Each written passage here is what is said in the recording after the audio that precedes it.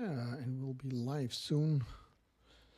Just as always, run down the clock here at Tell the Everyday Live Lesson podcast or the place, depending a little bit on where you are listening to this. In the meantime, I use my time a little bit to let people into Zoom.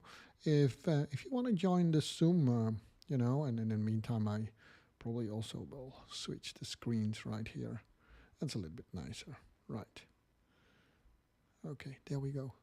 There we go. Hey, this is Shah here at the place. In the meantime, I will also, start up my Zoom with another episode of the place 222 if you listen to Tell the Everyday Life Lesson podcast.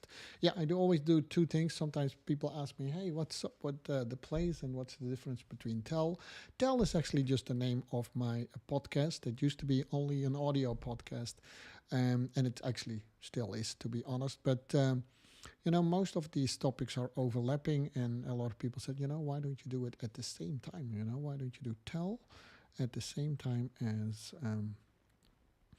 as the place? So I thought, yeah, maybe that's a great idea. So anyhow, that's what I do. If you also want to join me here at Zoom, which I do for either just listening to what I'm saying here or for the after party, then you can do that too. And without further ado, we are going to start here at the place. Welcome to episode 222. I think I already said that, but you cannot say it enough, especially if it's such a beautiful number as 222. Today we talk about SMART goals and why SMART goals might not be, all that smart after all, or the downside of setting goals altogether. Now, okay, that's one of those topics that Sean talks about. I thought that Sean was always all about goal setting and what have you not. But anyhow, goal setting falls, mostly under, for me, on the manifestation energy. In this case, after all, you want to produce things in life and you have to put your goals into it. There are 5 life energies. There is a physical energy. Let's walk you through that, through those slides as I always have, right? Yeah. Let's go a little bit faster because I just spent a little bit of time on the intro. So you have physical energy, you have mental energy, we have creative energy. We, of course, also have manifestation energy, which is what we talk about all today. We have divine energy, and those 5 life energies were first presented in, my best-selling book, Broken Silence. If you haven't had a chance to pick up a copy, then I hope you do so soon. Proceeds goes to a non-profit organization, and so it would help this podcast and that non-profit organization. So the 5 life energies, talk a lot about that, but not today. So most people are very interested in setting goals and how to reach them. Just as a proof, just type in goal setting, and you will see that thousands of books and articles actually will pop up about goal setting, how to set goals and how to achieve goals and what have you not. And especially under the wave of new coaches that are coming up, and a lot of beginner coaching courses start that. You teach your clients how to set goals, and then you talk about what their goals are, and then you break it down in 10 or 100 or 1,000 steps, and then you make people walk every step one after the other, and then in the end they will reach their goals, right? I believe Einstein said it, any journey starts with just taking the first step, or if you want to take a stairway, just take the first step, and so on and so on. So it makes a lot of sense. At least that's what you would think, right? And it does in many cases, and I'll go into it where it makes a lot of sense, but I also go into it where it actually maybe make not so much sense. So I'm going to mute people on Zoom. Hey Frank, I see you're with me here on Zoom, and there's also some people that are here with me on greeting me here on Facebook. If you wanna say something on Facebook, then just let me know, and I'll let you in maybe a little bit. So yeah, strategies and goal setting.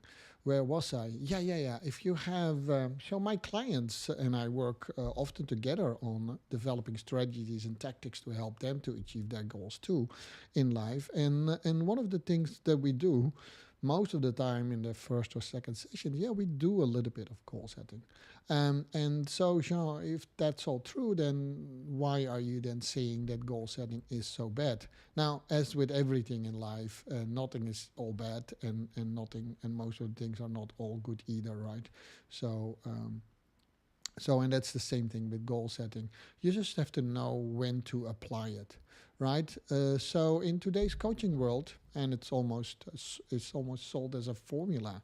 I see videos of it. I see, famous coaches. I see, beginner coaches. They all do that, right? Make your goals, and then, we break it down into steps, and we make a plan for you, and then you reach your goals. And to be really honest, and I did that in the beginning too. When I started to coach, I talked about smart goals. I even had a little course, Smart Goals with a Twist, where I already started to talk little bit about maybe you have to be a little bit careful with these smart goals. But I did that a lot too, and to some extent it actually worked. So, but we are going to talk today a little bit about when smart goals maybe are not so smart to use, and as always, I try to back it up a little bit with people who did some research and smarter than me on it on the topic, right, as well. And so I did that. I did that too, right? So I read a little bit about it. Well, maybe not a little, maybe a lot, but. But there are some researchers from, and specifically in business, right? In business, goal setting is used a lot, and there are definitely situations in business, and a lot of situations actually where that works really well, because you want to line up a team, for instance, right? And if they are all geared towards one specific goal, the whole team is motivated to do it. One of the most strong examples is what happened in the 60s, right? When our president, John F. Kennedy, said, we need to be the first nation who puts a man on the moon. I'm paraphrasing here. He said it slightly different, but that was a little bit the goal. And NASA took that, and the whole company, and it's a famous example. So whether you were a technician, where you were maybe one of those astronauts who were finally going to fly to the moon, or whether you just were a janitor who were sweeping the floor, they all had that same focus. We need to fly to the moon, and that was good. Because the motivation was never a problem at that time with NASA. So, but here was the thing: when the first person wasn't landed on the moon, right, and Armstrong, and then the company got in trouble. And they wanted to launch more. There was the Apollo project. If you are from my age, you remember that really well. But they had a lot of issues motivating the people, because once they reached their goal, people felt, they didn't verbalize it the way that I do it, but they felt almost like empty, not knowing what to do anymore after that. It's seriously true. You can read about it, stuff like that. So there's one clear example that a goal could motivate you, but once you reach the goal, you need to make sure that you either have another goal, or maybe you start to question, maybe we need to do it slightly different. Yeah? Okay, so researchers of top business schools say that goal setting actually causes more harm than good. Wow, that's really strong. They say that setting goals creates an incentive for people to do more harm than good. Wow.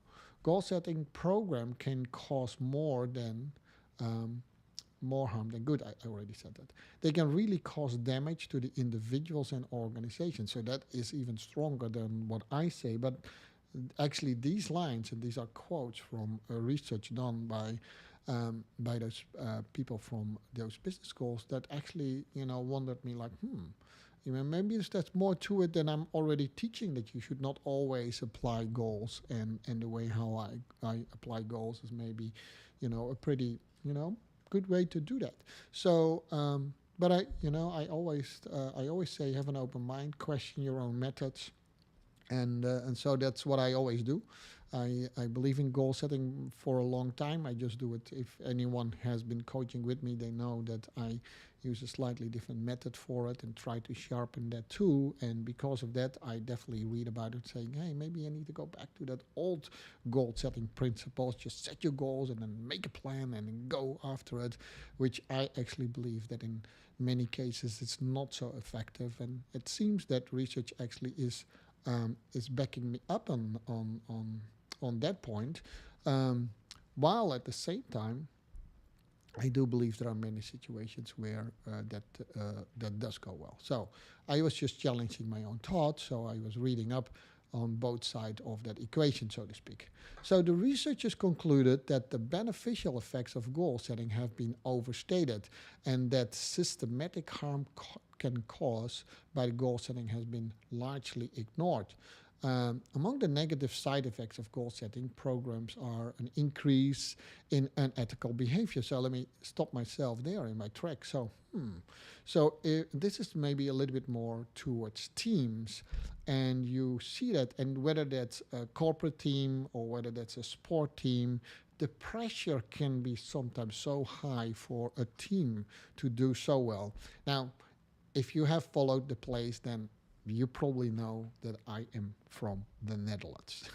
And if you are from the Netherlands, you probably like soccer, right? And if you like soccer to the extent that I do, then we think a little bit black and white. And you have to forgive me for that.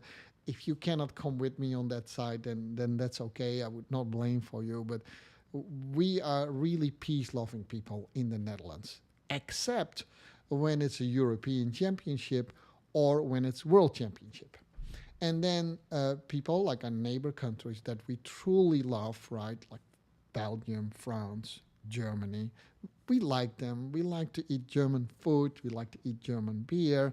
You know, I actually speak quite well German, and some of them are actually among of my best friends, but not when it's world champion soccer, right? And especially not when it's the Netherlands against Germany, which is the dream of every Dutch person to see the final world championship, the Netherlands, Germany, only because of 1974.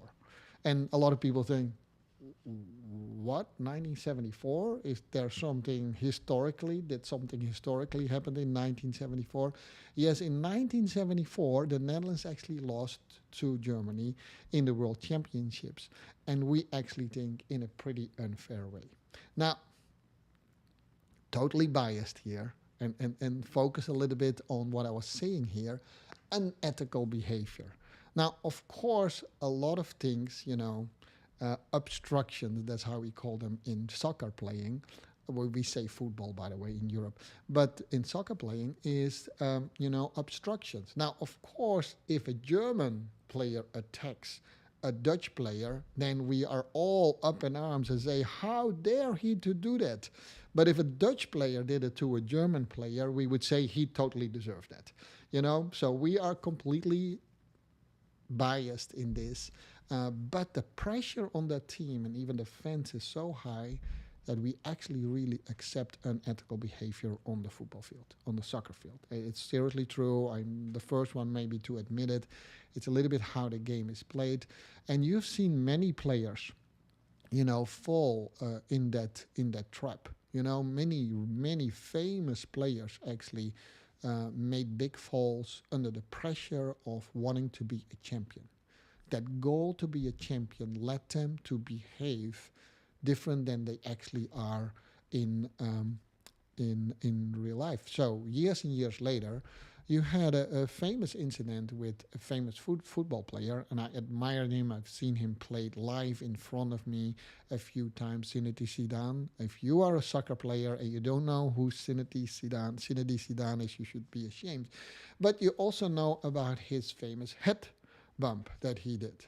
And it was absolutely not necessary. And it's not that I say, man, what this man did was the right thing. I don't think it's a right thing, but what we have to understand is that the pressure on those players, and you could say, man, we pay them millions, they should be able to withstand all the pressure. They do to some extent, but everyone has his limit, and and from a higher level on, those people are typically pretty young people. They are typically under 30 years old. From a high level on, the pressure is so high that they almost say, football is war. And it's another, interesting coach who said that. I think it was Rinus Michels. If you don't know who Rinus Michels is, again, you have no business in being a soccer player fan. And I see one of my friends, my friends here on Zoom, and he's, waving at me every time when I say those names. Actually, anyhow, I can tell you really good stories about Rinus Michels because he's a Dutch guy, but he's one of the best coaches I think believed ever in that thing. And my dad actually knew him quite well. So anyhow, I didn't go on a tangent this time. I just said, the researchers said that strong goal setting could lead to unethical behavior. Now, this is a sports team, and this is all in public, but we have seen it in companies. You see it every day, right? We see it in politics, and so the evidence of that is truly there. And I would not be a Jean, and it would not be the place if I would then not, turn that light towards myself. And you should do all the same. Sometimes, do we have maybe really strong goals? So great that we might, push our boundaries of what is maybe ethical, accepted. I cannot decide it for you, but you have to look at that. I'm just saying, this is one thing that I always keep in mind, right? I do love my clients, almost more than anything. I go very far from them. But there are times when you don't get enough clients to almost make a living, right?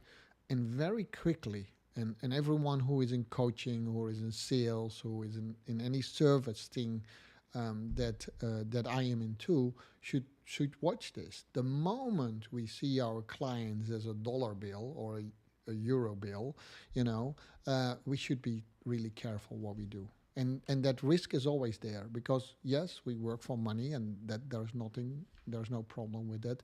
But first and foremost, I am there to serve my clients and my customers. Does that make sense?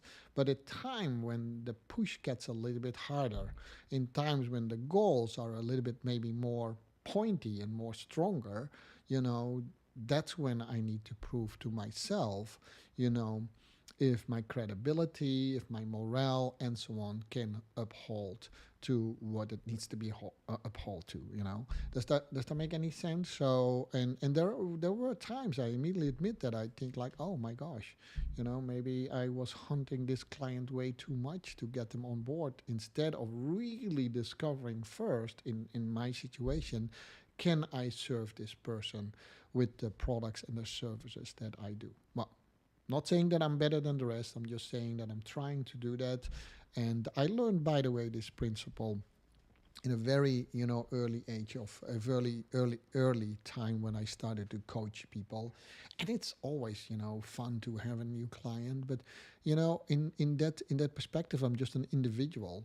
Then I can measure myself, and that's it. But when you work in corporate, and I've been working in corporate, as you know, for many, many years where we set really strong goals as well. I come a little bit back on that later, how that is, right? So among the negative side effects of goal setting programs, an increase again of unethical behavior and excessive focus on one area while neglecting other aspects of life or the company.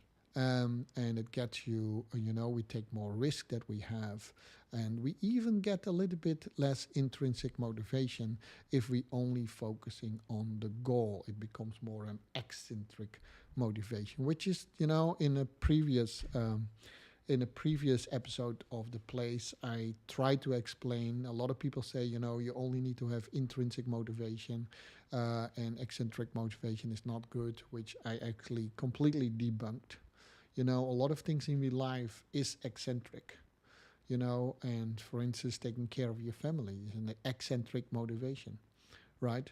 Doesn't always, it's not always about me. There's too much talk about me already.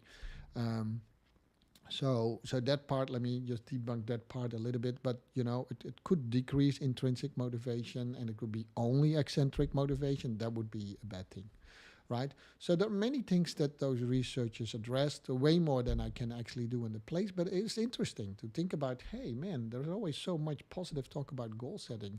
When I talk to sports people, set your goal and we develop a plan. I still do it, but if you go with me through a program like that, you will actually see, and I will explain it in the end. You don't even have to be a client of me or one of the people that I coach to actually hear how I use that, right? So you're probably familiar with the concept SMART goals.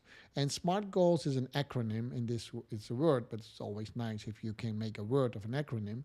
And it's an acronym for the S stands for specific, the M stands for measurable, the A stands for achievable, the R stands for realistic, and the T stands for time bound. I have a whole lesson about, a different take on SMART goals, which is a little bit dated, I must say, but it still works. But so SMART, specific, measurable, achievable, realistic, and time bound.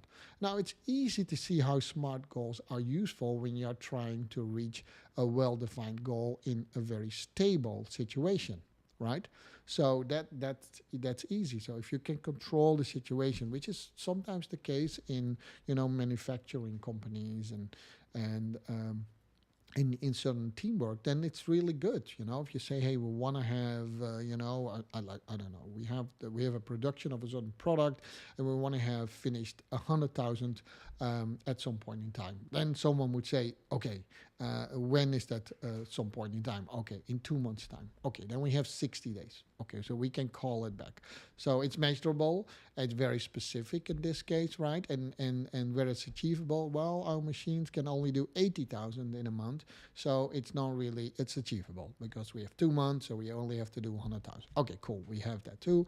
Is it realistic? Yeah, I think it's realistic because we have done it before and we made it time bound because so that's a little bit how it works. Now, so I purposely use the word in a controlled and stable situation. You can do that.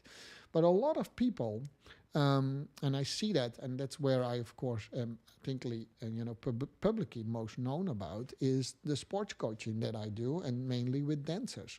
But I also coach people that go through pretty hardships in life, and you know, and have been through abuse situations. So it's impossible to say to a person, well, it's possible to say, but that would be unrealistic to say to that person, you know what, in 2 months' time, I am sure that you are cured of whatever you had, right? In most time of things, when someone went through abusive situations, I cannot say in 2 months' time you won't suffer from it anymore, or you know how to deal with it. I could probably say in 2 months' times we have gone through a process in which I have shown you different type of coping mechanisms. Right, so it's way more or less defined than just saying in 2 months. If it comes to sports, okay, so typically in June in the Netherlands, there is the Dutch Championships. Depends a little bit what association you're dancing for, but it's a whole different thing. But let's say take June now as a proxy, and then say, okay, my goal is to be Dutch champion in 2023. Cool. Now, that's pretty specific, I would say. Is it measurable? Yep. If it's June 2023, we know exactly whether you have been Dutch champion or not. Is it achievable? And that's really hard to decide whether it's achievable. Do we know? I mean, you can say, okay, no, it is achievable because I know how many hours I can practice. I know about what teachers I work. I know how much money I can spend into it, and so on and so on. So yeah, it is achievable. I said, okay, but what about all the big unknowns? We have no clue who is going to be entering that competition as well. Right? And we also have no idea who the adjudicates are. Two really big things that we cannot control, and that's okay. That's why I love the sport, right? I love competitive dancing because there's a lot of unknowns. We need to be a little bit careful now with those type of goal settings. We can have a wish to be Dutch champion in 2023, And as a coach, I can work you up that you have a really big chance of becoming one, right? After, ample good analysis. But it is not a thing that you can for certain say we are going to achieve that. Yeah, and here I can definitely leverage on something that I have done before. You know, with one, it would the male part of the of the partnership was. Would stayed consistently the same. I won't say his name today because he might not like it. But the lady part, the first 2 years, it was the same lady, and then we switched. And 3 years in a row, this person or this couple became Dutch championship when I was coaching them. I was not their only teacher, but I was certainly their coach. Um, but every year I had the same question: can you guarantee that I will be Dutch champion? I said no, I can't. It's not science, right? I can make the conditions, and we can make it so that your chances are super big that you will be one. But it was not that clear at all, right? I mean, there are champions in my sport. They have been 14 times world champion. A whole different other things come into play than whether he was the best dancer or not. Okay? All right. So it's easy to see how SMART goals are useful when you are trying to reach a well-defined goal in a stable situation, right? Now, in many cases, like sports and passion type of things, or things like I do, where I coach people through overcome abuse. Those are not stable things. That is, we're working with humans. That is not. You cannot say, okay, in 2 years' time this will happen. I can fairly well say what we can have done in that time, but the result is going to be, always a little bit of an unknown. We can predict it a little bit, but let's not, stare ourselves blind on that goal. When you can see the target as realistic and a program that you can control, goals are great to providing short-term directions and planning to reach a long-term goal. But in what situation should we avoid SMART goals? It is not smart to use SMART goals for everything you want to achieve. If you want to achieve your big dreams, or if you want to branch out into new unknown territories, especially in a dynamic environment, as I call it, setting SMART goals are often inadequate and sometimes even harmful, right? So a lot of the things that I do, for a while, I called myself the passion coach or the transformational coach, and whatever it is. Nowadays, I'm just Jean. You guys can figure it out what I do, but it doesn't work like that. It sounds really good. I do talk about, hey, if everything is possible, what would you like to achieve in life? If everything is possible, yeah, I would be Blackpool champion in 2023. Blackpool is another big dance competition. Yeah, if everything would be possible, but everything is not possible. Now, can we make the circumstances so that it's more likely that you will be considered to be a champion? Absolutely. Yeah, we can go through all these layers that would make a champion, and then we can balance and see if those things. But you see already, that's a way more complex way of looking at things, but also, to use the word realistic way of looking at things than just saying, hey, we make a SMART goal. Set your goal, and then, define your path towards it, and you achieve it. So, not a great idea. So let's walk through the letters of the acronym and see what we can apply and what we cannot. So specific. Okay, so what is specific actually? What is specific? So in that manufacturing example where I say, okay, let's produce 100,000 bottles of this, that is super specific, right? But to call someone a champion, that sounds really specific, but the attribute and the conditions what a champion is not so specific at all, right? It's just the title that is specific. And because the title is specific, a lot of people think, yeah, I made that very specific goal. It is not specific because what is a champion, right? So it's just the title, is the result, and the result and the goal is not the same thing. Does that make sense? And then the thing, it's measurable. Yes, but then we fall in the same trap. But it's measurable because if you're not a champion, then Yeah, well, then you're not a champion, so I can measure it. Well, see, that's a really dangerous thing of coaching people, because this person could have done everything right to lead up to be a champion.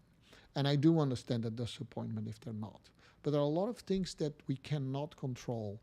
And it doesn't mean that a person is not in the perfect situation to could have been a champion, which is a way more fair way to look at it than measuring whether he or she is not a champion.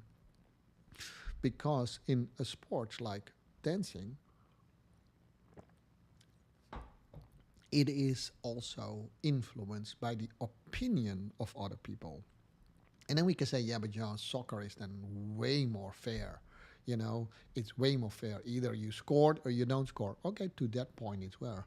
But the influence of a judge or a referee, if we say in soccer, is just undeniable. It's undeniable. So a good referee can actually sway a game one way or the other, and it happened. A bad referee can kill a competition, and it's not that it on purposely sway it maybe to one side or the other. I'm not saying that it could be completely neutral, but just the capability of this person could still ruin the whole competition and let players not do what they do best, is playing soccer. So measurable is maybe not the best way either here. If I need to produce 100 bottles of this, that's measurable. Is it achievable? Yeah, typically you could say yes, with the right circumstances, stuff like that. So, I mean, I'm there with you. Achievable, yeah. We can use that as a measurement, whether things are achievable. If that's easy. If you say to me like, "Hey, Jean, are you still capable, physical, to dance 12 rounds or 6 or 10 or 5 rounds in Blackpool?" Yeah, that's one of the conditions that I do. Even at my age, I think I can do that with well, not without breaking a sweat, with breaking a lot of sweat, but I still can do that. So those things. Now, then you come to the next point. Is it realistic? No, that's not real. I mean, what is realistic, right? So I'm a person that dreams big. So my reality is always, we need to eat, big bites out of life. So I take things, always on, and I like the unknown. I step into the unknown. So I almost say I create my own reality. But what if you are a little bit more conservative thinker? Then what if you are risk averse? Then what you call realistic is a whole different thing than what another person calls realistic, right? So risk averse people, they don't like always to take, new things on, and we have to deal with that too. You said, okay, but you have to change that, step out of your comfort zone, because, outside your comfort zone is the growth. I know all these things. We do all these things, but if it doesn't becomes, use that word again, intrinsic for that person, the reality that the person lives in is very scary, and that means we push that person too far out. So it needs to be done in smaller steps in this case. Does that make sense? And is it time bound? I don't know what that means, right? In this case, if you say in 2 months' time we need to produce 100,000 things, that's where these things are coming from, by the way. It's coming from that type of business, because that's the goals you can set. You need to know how many people you need to you need to know how much material you need to have to make those. So it's all measurable and achievable. You can all define these steps to make 100,000 of those bottles. There's almost no step that you don't know. Now, I've coached, I could say many is of course a subjective word, but I've coached enough people in my life, and many of them have become champion, which is great, right? But I've also coached people who had the same dream, and had the same input, and they were the same passionate about it, and they did not become a champion. Does that mean that they were lesser dancers? Well, in the measurement of the competition, yeah, of course they were lesser dancers. But that doesn't mean that in general they were lesser dancers. They were not lesser passionate. They could be more passionate. They could have put in even more training hours, and they work with the same coach. So it only shows, and most most athletes would accept that. They understand that dynamic. That's why they like it. They just want to make the chances to become a champion as big as possible, but it's never a given. So to set it as a goal is great, and it's maybe more directional and a direction that gives you to go in a certain direction than that you can do it the way we do it, for instance, in production and other controllable and stable situations. Does that make sense? So, but my biggest comment here is the fixation you get, in so that's another problem that's not addressed, but the research has addressed it a little bit. If you only looking at a goal that is far away for you, and that could be even championship 2023, or then what could easily happen is that you start to not focus at what needs to be done today to reach that goal, right? And I know a lot of people do that too, but I'm taking a slightly different strand on that. And because of that, you start to lose focus of other important things in life. Now, great athletes, and I had my championships in the past too, I must honestly admit, and I had to neglect a lot of things in my life. No birthday parties, no friends, no anything, and I was willing to sacrifice that. I'm not talking about that.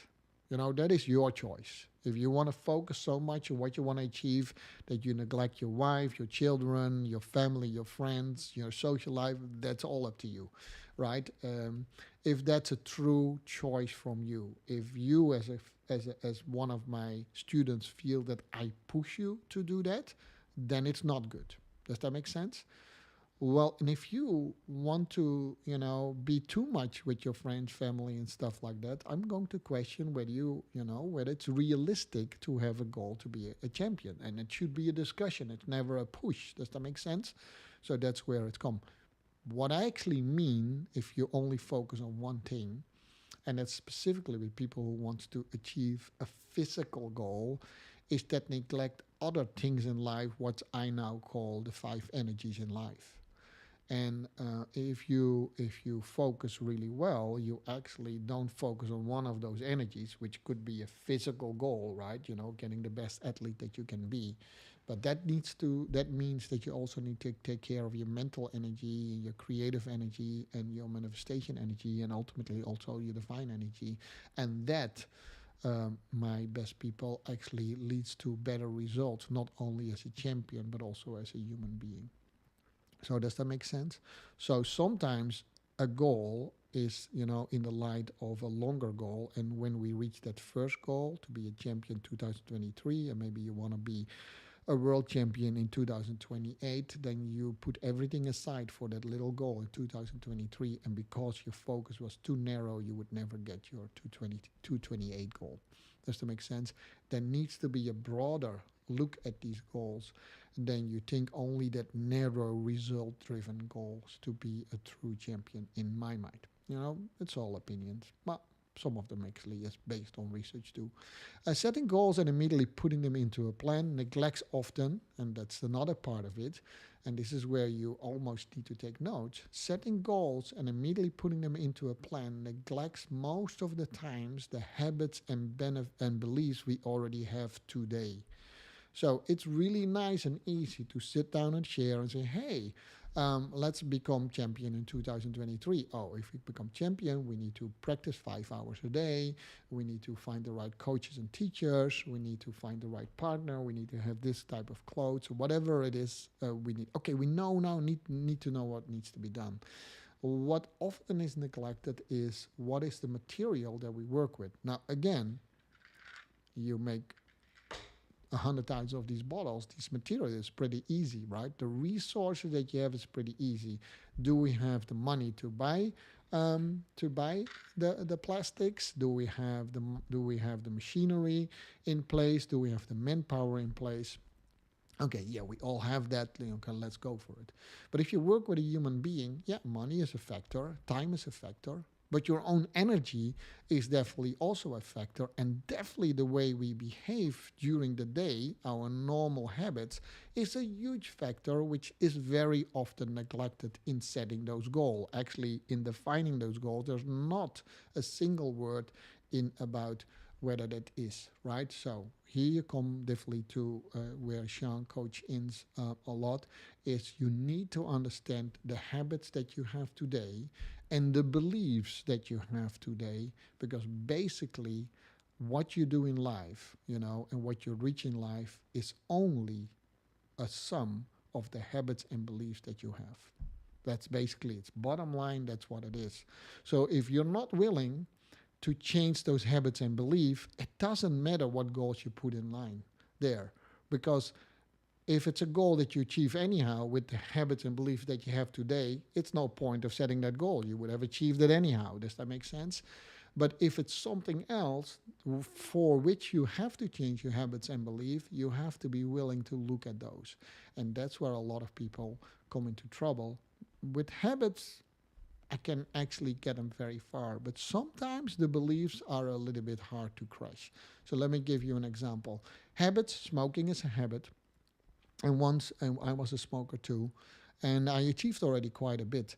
And Case Boutkan, I can definitely say his name here online. It's a man from whom I have the greatest respect. Unfortunately, he passed away not too long ago, but together with him, we were successful. He's an amazing ballroom teacher, specifically in ballroom, and he was the first one, almost the first one, I must say, who acknowledged my capacity in coaching people and giving them a champion mindset. And only me would have never achieved what we have achieved, and only him maybe also not. We don't know that, right? But anyhow, Case, God have your soul. It was a pleasure to work with you. Um, and the reason why I said that is that there was something magical already with his way of thinking, is that he drew me into his world and say, hey, together we can achieve more, right? And but he also knew that instead of thinking in steps, right, which we typically do as a dancer, no point intended, is we just create a picture for our students, and let them see that it is achievable if you do the right things, and if you're willing to also give up a couple of things. And then you come back to what he said to me is, Jean, you created great results with smoking. The question is, what would you have achieved without the smoking? Because smoking is clearly a bad habit, so I can easily take that as an example. But there are more habits that we have that are actually either contributing to the goals that we want to have, or they actually are working against or challenging the goal that we have. Smoking is one thing. So that's a habit. But what is then a belief? What's the difference between a belief and a habit? Now, a habit is something that you typically do on a daily, in a very periodic. You can measure habits, right? How often do you do it, right?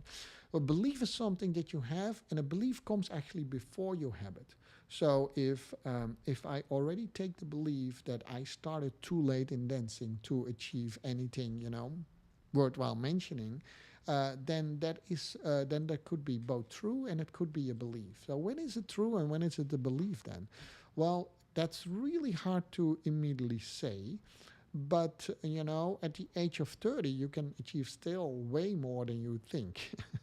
And a lot of people think when they are 30 that they're already too old to achieve something. I prove that wrong. But now that I'm 60 and I want to still be Blackpool champion among the younger couples, maybe that becomes delusional that it is possible.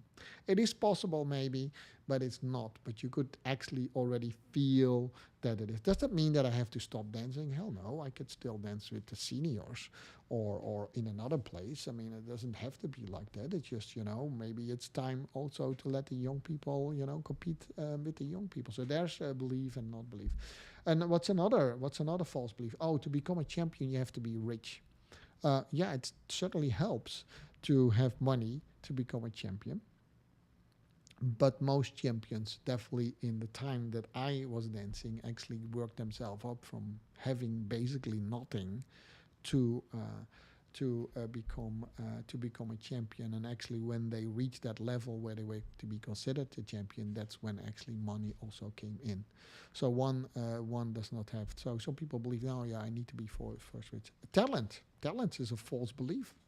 right? Oh yeah, of course that person is a good dancer. It's so much talent. Yeah, because we most of the time see the people either playing soccer or playing, dancing or whatever we do when they are, already at a decent level to look at them. We have not seen the struggles they had in the beginning.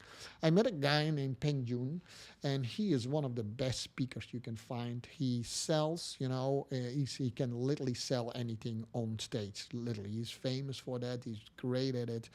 Um, as well. And just to prove him that he was not born that way, he often shows his first recordings when he was going on stage, and it was ridiculous to see. It's actually his coach, and that was probably a horrible coach, said, you will never make it. You're such an idiot. You have no place to be on stage. He's one of the best speakers you can find. Another speaker that I actually, admire as well is Joseph Prince. And Joseph Prince is one of the, you know, pastors that you can find in Singapore, but he speaks to a congregation of over 50,000 people, and he's worldwide known now among the Christian community. And he used to be a stutterer, right? He could not speak well, and now he speaks to 50. Well, he actually speaks to millions. You can honestly say that. So, false belief. If he would have fallen in a trap, I could never do that, it probably would have never happened. Does that make sense? So, difference between false belief and habits.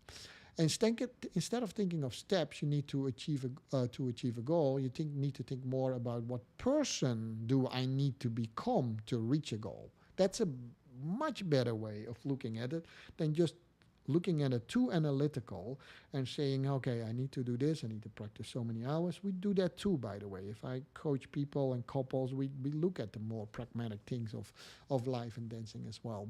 That's necessary too. But first and foremost, you need to think and put yourself in a situation, hey, the current Shah cannot be Blackpool champion. What type of person do I need to be able to do that? Does that mean that Shah is not Shah anymore? No, we develop. I am 61 years old. I am not the same Shah as I was 40 years ago. Does that make sense? But I'm still Shah. Does that make sense? So you can think about it. Like, what do I need to be? And a lot of people, if you ask them, hey, if you could go back 40 years in time, 50 years in time, what would you do differently? They probably would have made slightly different choices in how they build up themselves. Right? They talk maybe a little bit about, okay, I would not marry this person, or I would marry this person sooner, whatever that is. I'm always joking about these things. Please don't take offended by that. I would not move to this country. But most of the time, if you ask them, they typically talk about things that would have influenced what person they are today. You often hear, I wish I would finish college, for instance. I wish I, would have studied to be a doctor instead of an engineer. So you have a couple of things. I probably would say, I wish I started a little bit sooner with dancing. So which have influenced the way how I am. Does that make sense? So that's what a lot of people do. So you can still think about, and I still do that at the age of 61. What person would I like to be in 2, 3, 4 years from now to be in better service of my clients? Does that make sense? So it can be a little bit more lofty than just saying I want to be a world champion. And so for that to figure out, then you have to also first figure out what kind of beliefs do you have, that hinders me. And what beliefs do I have at this day that actually already helps me? Well, what always helps me is I have this weird type of energy. I have a tendency to look at things super positive. What doesn't help me a lot is, that's the belief that I have to do everything. I want to make everyone happy and everyone has to be my friend. That doesn't help me in life. So one of my coaches said, you need to learn how to set boundaries. I said, but that's also such a popular thing to say, but maybe it's true for me. So that's what I need to work on, right? What do you need to work on? So what beliefs do I need to lose, and what do I need to take on, and which one can I keep, right? So there's always three of those, right? Three of those things. What beliefs do I need to let go? What one should I keep, and which one should I take on, right? Yeah. And even that can be a little bit abstract. So then we go back to our habits. And habits is what we do on a daily basis. So what habits do help me? Oh, I eat actually healthy. I am very conscious about my food and stuff like that. So that's a good habit. I can keep that, right? What habit is then not so good? I'm pretty quickly distracted by social media, stuff like that. Maybe I need to lose that. Yeah. And then what new habits can I take on? Well, I certainly could sleep a little bit better. I'm just making this up, but actually the social media is definitely something that is sometimes a challenge for me. Here are some tips how you can do that. It's super easy. There is nothing complicated about it. So if you know not so much about a goal, but if you kind of say, this is actually what I really want from life, whether you're 20 and listen to me, or whether you're 60 or even 70 and listen to me, you probably have some dreams still that you want to have. And if you don't, then we need to talk about that too, because that's a whole different thing. But if you have some dreams, then just leave it there, put it out there, and then start to track down first for a few weeks, how do I actually live today? What do I do when I wake up in the morning and until I go to bed? Start to have a really good understanding how that looks like. And then we have a conversation, about, okay, is this actually the life that helps you to reach your dreams? And then we have a really open conversation. And say, no, but I don't want to give up on that life. Okay, great. Then maybe you need to change your dreams. So it's that simple. I mean, I don't have any judgment over that. And I said, it's not helpful, and I still want to have my dreams. Okay, then let's see if we can craft out bit by bit another dream. There was this stand-up comedian, and that's where I probably would end it today, because I am really talking a lot today. It was a stand-up comedian, and but he bases the things he talked about on real-life facts. And one of the facts that he talked about, there was a research done in 2022, so this year, is what do people do when they wake up? So habits, the first thing what people do when they wake up in 2022. Well, you can already guess it. The majority of people get their freaking phone out and look at their messages and what's there, because it's right next to them, because there's also the alarm clock. Throw the thing out of your bedroom and put in an old-fashioned alarm clock. That would be a change of habit, but also me, we do that, because who knows who have messaged me in the middle of the night. When I grew up, you didn't know there were such thing as messages, so you were also not concerned about these things. But now that it's there, we now suddenly are concerned about it. How strange is all that? But anyhow, so I was looking at your messages and then looking at our schedule, and because a lot of people think you do that, and so it was like, there were like 9 items in there had all to do about the schedule of today and social media. First thing you do. There was literally no one who said, okay, I turn around and tell my wife how beautiful she is when she wakes up. Well, And what do you think it was about 20, 25 years ago? The first thing, there were only 2 items on the same research. What was the first thing that people did when they wake up about 25 years ago? I'll give you a moment to think about it. TP. The first thing I need to do when I wake up is pee. Well, I'm an old guy, so that's definitely true for me. The first thing when I open my eyes is think I need to pee. So there was 92%, 98 or 97% would give that answer. Isn't that funny? And then I was, of course, also curious what the other 3% said. The other 3% said, well, the first thing that I need to do when I wake up is clean my bed if I didn't do the other thing. Seriously, true story. So that might happen in the next 20 years, because then I become so old, and then I'm, dang it, I didn't make it to the restroom. Anyhow, it ends up like a funny story, but it has a lot to do with your habits, and it has a lot to do with our mindset as well. So goal setting is great if you're in a controlled, stable environment. Works a lot in companies, some type of companies, but it has a lot of downfalls. One of the downfalls is unethical behavior. And I gave you some examples because it sounds really harsh, but it is true. And how true is it for you? A much better way to achieve goals, specifically if they're related to your dreams, passions, and if you put yourself in service of other people, is to think about what person do I need to become to be the best person to serve, for instance, other people or to reach my dreams and stuff like that, which makes you focus way more in what do I do today. What do I do today that helps me, but hinders me? So before adding all kind of attributes and skills and knowledge to things that you already have, see first what's holding you back before that. And I always say, you need to know first where you are before you can go where you want to go. So that's basically a summary of 45 minutes talk. Understand first where you are if you want to go where you want to go. All right, this was Xiao with episode 222 of Tell and another episode of The Place. Next week, by the way, I'm sorry, guys, I won't be there because I probably will be on the beach in Florida. Yes. I'll take 2-3 days break. I'll probably talk about it when we come back. So next week there is no place. So I wish you a really good 2 weeks. PM me if you want to. PM stands for, personal message. I learned that actually recently. Send me a message if you have some questions of me, specifically if it's about coaching and reaching your goals. So this was Shah. I'll go now to my friends on Zoom, and I'll hope to see you in 2 weeks' time. All right. Bye-bye.